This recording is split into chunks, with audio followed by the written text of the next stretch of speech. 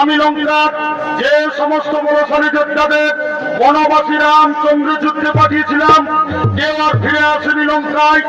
ধীরে ধীরে লঙ্কার সৈন্যবল দুর্বল হয়ে পড়েছে। আর আমি যুদ্ধকে দীর্ঘায়িত করতে চাই না, তাই আজ আমি নিজেই যুদ্ধে গিয়ে ওই বনবাসীদের মহারাজ মহারাজ আপনার এখনই যুদ্ধে যাওয়া উচিত হবে না মহারাজ, কারণ আপনার পুত্র মেঘনাদ তো রয়েছে মহারাজ। আজ আপনি আপনার পুত্র মেঘনাদকে যুদ্ধে পাঠিয়ে দিন মহারাজ।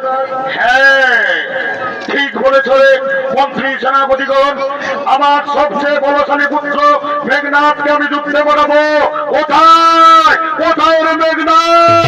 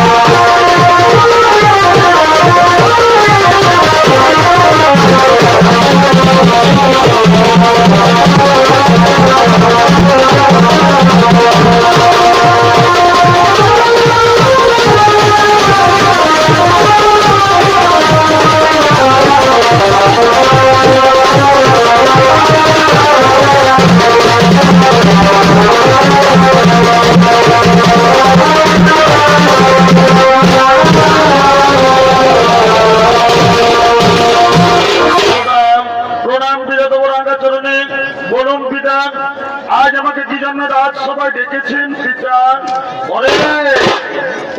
পুত্র মেঘনাদ, আমি লঙ্কার যে সমস্ত বলশালী যোদ্ধাদের ওই ভিখারি নামের যুদ্ধে পাঠিয়েছিলাম, কেউ আর ফিরে আসেনি লঙ্কায়। ধীরে ধীরে লঙ্কার সৈন্যবল দুর্বল হয়ে পড়েছে।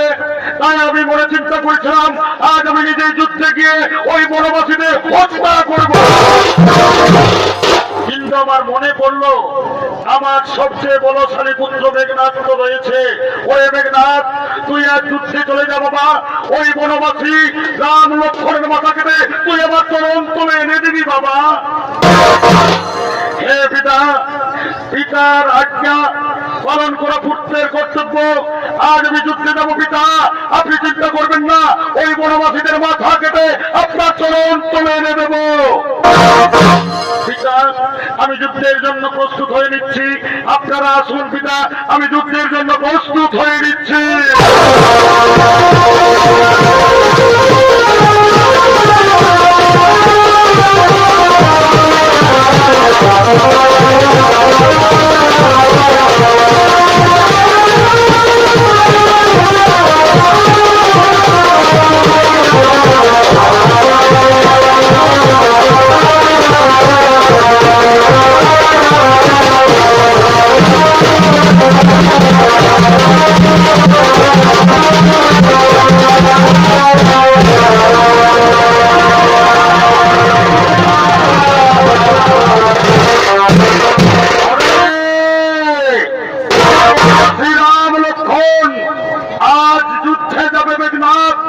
তোদের মাথা কেটে আমার বাবার চরণ তুলে এনে দেবো, আমার বাবার